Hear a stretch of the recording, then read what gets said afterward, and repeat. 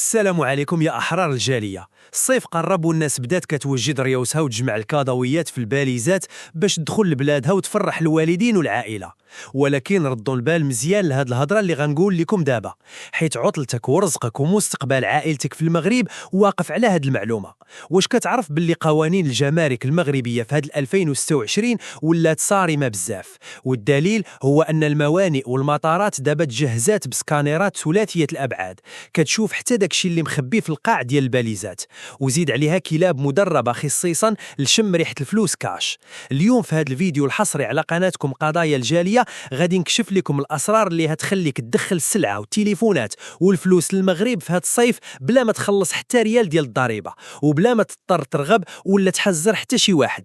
داكشي علاش بقاو معايا حتى الثانية الاخرى، حيت غادي نكشف لكم المصداقية اللي كتهبط ضريبة الطوموبيلات ل 90%، وغادي نشرح لكم كيفاش تفرقعوا الرمانة ديال فيستوطي بالقانون باش تدخلوا السلعة المستعملة فابور، حيت هادشي كامل اللي غنقول لكم راه حقكم المكتسب بقوة القانون وماشي فضل من حتى شي واحد. وتذكروا ديما باللي المعلومة هي السلاح اللي غيخليك تعيش مالك في بلادك، حيت القانون كيحمي اللي فاهم وما كيرحمش اللي غافل. توكلنا على الله. الأغلبية ديال المغاربة المقيمين بالخارج كيبغيو يجيبوا معاهم الفلوس كاش باش يشريو ديور ولا أراضي في المغرب ولا غير باش يعاونوا العائلات ديالهم، ولكن ملي كيوصلوا للديوانة كيخافوا يصرحوا بهاد الفلوس حيت كيسحاب لهم باللي الدولة غادي تقطع لهم منها الضريبة. داكشي علاش كيلجؤوا لطرق خطيرة، كيخبيو الملايين في الكراسة ديال الطوموبيل ولا في السيكان وكيدعيو مع الله ما يعيق بهم حد. وهذا هو أكبر غلط ممكن ديرو في 2026، حيت الديوانة ولات كتستعمل كلاب مدربة خصيصا لشم ريحة الفلوس وسكانيرات كتشوف كل شيء.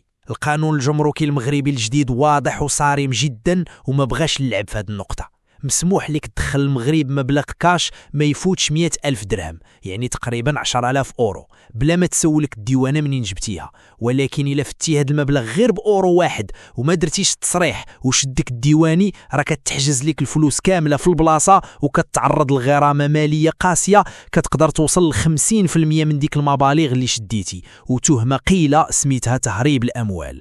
وهادشي خرج على بزاف ديال العائلات اللي باعوا ديورهم في أوروبا وبغاو يدخلوا الفلوس للمغرب ولقاو ريوسهم في المحاكم. ولكن اللي ما كيقولوهش ليكم هو ان هذا الرعب كامل كاين ليه حل سحري وقانوني كيخليك تدخل الملايين بلا ما تخلص حتى ريال. التصريح بالفلوس في المطار ولا الميناء راه فابور 100% وما فيه حتى شي ريال ديال الضريبه. ملي كتصرح بالفلوس كيعطيوك واحد الورقه صفراء سميتها تصريح استيراد العملات. هاد الورقه هي الباسبور ديال الفلوس ديالك، كتعطيك الحق تحط الفلوس في البنكه في المغرب بلا ما يسولك شي حد. والاخطر من هاد الشيء كتعطيك الحق تعاود تخرج دوك الفلوس كاملين لاوروبا نهار تبغي ترجع بلا ما يقدر شي ديواني يوقفك، حيت انت داخل وخارج بالقانون. ومادام فكينا اللغز ديال الفلوس، اجي دابا نهضروا على داكشي اللي كتشريوه بفلوسكم وكيتصادر ليكم في الباب، فخ التليفونات الذكيه وكيفاش تفلت من ضريبه 20%.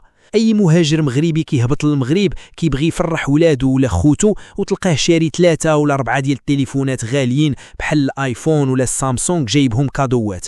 ملي كيحط الباجاج في السكانير وكيشوفهم الديواني كيشعل البوله الحمراء وكيقول لي هادشي زايد على القياس وممنوع يدوز. الأغلبية كيتصدموا ملي كيقولوا لهم خصكم تخلصوا 20% ديال الضريبة على القيمة المضافة زائد الرسوم الجمركية اللي كتقدر تفوت ثمن داك التليفون نيت. وهنا المهاجر كيولي رغاب ويزاوق باش يدوز السلعة. القانون هنا كيقول باللي أي مسافر عنده الحق في تليفون واحد وحاسوب واحد للاستعمال الشخصي، وأي حاجة زايدة على هاد الشيء وإلا بانت باقا جديدة في كارطونتها ومسدودة بالميكا ديالها، الديوانة كتعتبره أوتوماتيكيا سلعة تجارية جايبها انت باش تبيعها وترزق فيها في المغرب. وهذا هو الفخ اللي كيطيحوا فيه المغاربه، حيت كيبغيو يحطيو الكادو بالكرتونه ديالو باش يبان زوين، وهذيك الكرتونه هي اللي كتصيفطك تخلص الملايين في الديوانه، حيت السكانير كيقراها سلعه جديده. ولكن المحترفين عندهم واحد السر سحري كيهرس هاد الضريبه كامله وكيردها للزيرو. إياك ثم إياك تدخل التليفونات بالكراطن ديالهم والبلاستيك. خصك تحل الكرتونة، تحيد الميكا، تشعل التليفون، دير فيه كارت سيم، صور به شي تصاور ودير فيه شي نمرة. وهكا فاش يوقفك الديواني كتقول لي هذا تليفوني الشخصي الثاني ديال الخدمة ولا ديال الزوجة ديالي، وهكا كيولي قانونيا غرض شخصي مستعمل في طور الاستعمال، والديواني ما عنده حتى سلطة قانونية باش يغرمك عليه.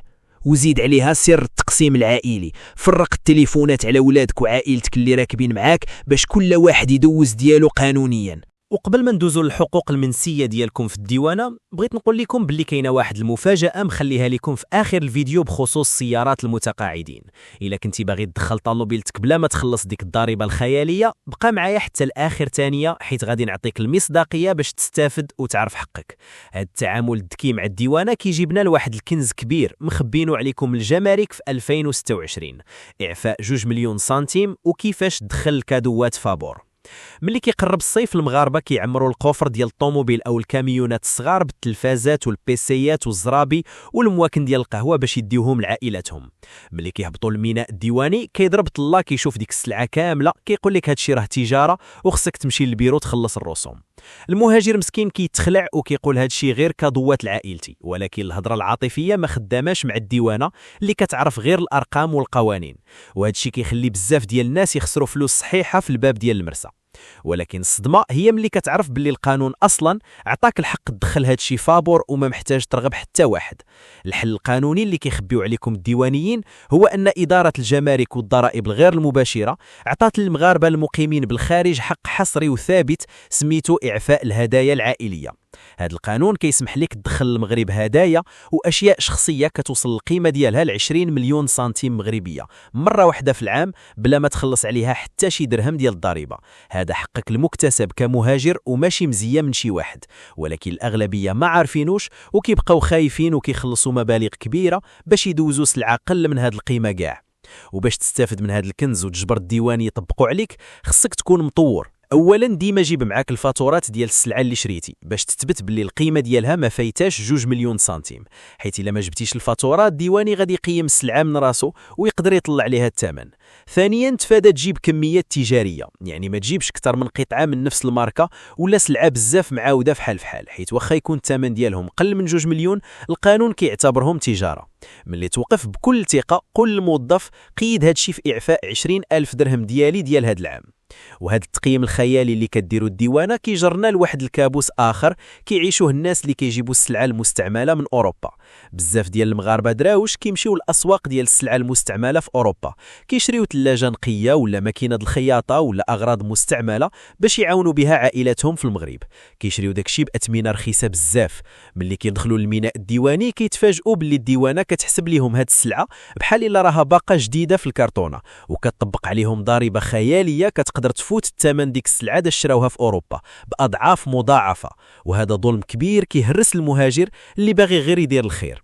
الفخ هنا هو ان سيستم الجمارك كيعتمد على واحد اللائحه ديال الاسعار المرجعيه، يعني عندهم ثمن محدد لكل تلفازه ولا ثلاجه وما كيعترفوش بالثمن الطايح اللي شريتي به انت في السلعه المستعمله الا عرفتي كيفاش تهضر معاهم بالقانون، حيت القانون الجمركي فيه ثغره كتحمي الاغراض اللي في طور الاستعمال.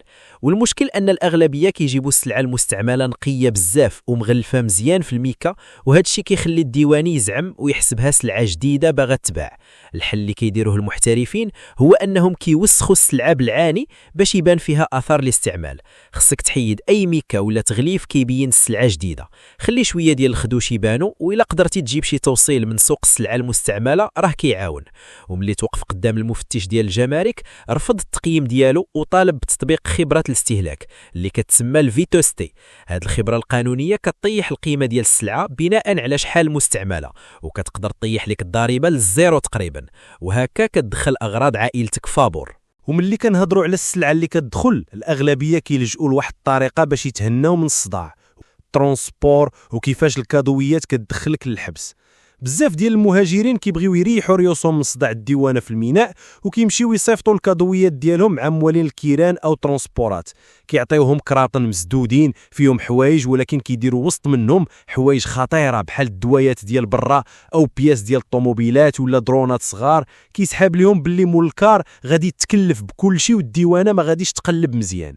وهذا هو اكبر فخ في 2026، حيت الموانئ المغربيه ولات مجهزه بسكانيرات ثلاثيه ثلاثيه الابعاد، كتشوف العجب اللي مخبي في الكراطن. ملي كدوز الكرتونه في السكانير وكيبان فيها داك الشيء الممنوع، الديوانه كتحجز السلعه كامله، ومول الكار كيعيط لك كيقول لك راه سلعتك تصادرات. والمشكل الاكبر ماشي هو ضياع السلعه، المشكل هو ان هذوك الدوايات اللي جايب انت بحسن النيه لخالتك ولا عمتك كيتعتبروا استيراد مواد مقننه بلا رخصه، وكتقدر تحول القضيه لتهمه ديال التهريب اللي فيها الحبس والخطايا الماليه الخياليه، حيت القانون ما كيعرفش حسن النيه وكيحاسب على داك الشيء اللي حصل في الميناء. باش تحمي راسك وطونوبيلتك وسلعتك من هذه الكارثه خصك تكون حريص جدا. اياك تصيفط الدويات اللي كتحتاج وصفه طبيه ولا الروترات الكبار ولا الدرونات مع الترونسبور. والحل القانوني باش تحمي راسك الا صيفطتي شي سلعه هو دير ورقه ديال التصريح المفصل او الانفونتير، كتب فيها بالضبط شنو كاين في الكرتونه وسني عليها وعطيها لمول الترونسبور باش الا حصلت شي حاجه تمنى المسؤوليه كطيح على داك الشيء اللي مصرح به وماشي على شي حاجه اخرى مدسوسه، وهكا كتحمي راسك من اي متابعه قانونيه في المغرب. هاد الاسرار كامله كتوصلنا لواحد الخلاصه اللي خصك تحفرها في دماغك باش تعيش مرتاح وتدخل وتخرج لبلادك معزز مكرم. الخلاصه يا احرار الجاليه هي ان الديوانه المغربيه ماشي غول كيخلع، الديوانه مؤسسه كتطبق القانون، واللي فاهم هاد القانون كيعيش مالك وكيدخل رزقه فابور، واللي ما فاهمش كيبقى يرغب ويخلص الخطايا من جيبه. النصيحه الذهبيه ديال 2026 هي ما تخبيش الفلوس، صرح بها باش تحميها، وما تجيبش كراطن مسدودين باش تفادى الضريبه، واستغل حقك ديالك في اعفاء 2 المليون سنتيم ديال الهدايا العائليه، حيت الدوله عطاتها لك تكريما للمجهود ديالك في ادخال العمله الصعبه للبلاد. خليك ديما واثق من راسك ملي تهضر مع الموظف ديال الجمارك، هضر بادب ولكن طالب بحقك بالقانون، حيت الموظف ملي كيشوف مسافر عارف الارقام والقوانين كيحترمه وكيطبق عليه المسطره الصحيحه بلا تعقيدات. بارطاجيو هاد المعلومات مع كاع الناس اللي كتعرفوهم جايين للمغرب باش حتى هما يستافدوا ما يضيعوش في اموالهم في البوابات ديال الموانئ والمطارات. وبما انني وعدتكم في وسط الفيديو على المفاجاه ديال سيارات المتقاعدين، ها انا غادي نعطيكم المصداقيه اللي كيخبيوه السماسره. الدوله كتعطي للشيبانيين ديالنا اللي كيشدوا التقاعد باوروبا تخفيض ديال 90% على الديوانه، ولكن المعلم باش تخلص غير شي بركه قليله وتدخل طوموبيل فارهه هو انك تشري طوموبيل ضاربه في اوروبا بالضبط 5 سنين وشهر واحد، حيت في هذاك الشهر بالضبط كيطيح الثمن المرجعي ديالها في السيستم ديال الديوانه للحد الادنى وكتطبق عليه هذيك 90%، وهكا كتدخل طوموبيل واعره باقل ثمن ممكن. الا بغيتوا نخصص فيديو كامل ونتعمق لكم في هذا الموضوع ديال السيارات ونشرح لكم كاع الشروط والوعق المطلوبه خطوه بخطوه وشنا هما الطوموبيلات اللي كيدخلوا فابور، هبطوا دابا للتعليقات وكتبوا لي كلمه سياره ولا كلمه طوموبيل باش نعرف شكون اللي مطور بصح وشكون اللي وصل معايا حتى لهاد الدقيقه من الفيديو، حيت التفاعل ديالكم وهاد الكلمه بالضبط هي اللي كتخلينا نزيدوا نبحثوا ونجيبوا لكم الاخبار الموثوقه والاسرار اللي كيخبيوها عليكم. ما تنساوش تشتركوا في القناه وتفعلوا الجرس، وتذكروا ديما باللي المعلومه هي السلاح. كان معكم طاقم قضايا الجاليه، وكنضرب لكم موعد في الفيديو الجاي باش نكتشفوا سر جديد وحق جديد. والسلام عليكم ورحمه الله وبركاته.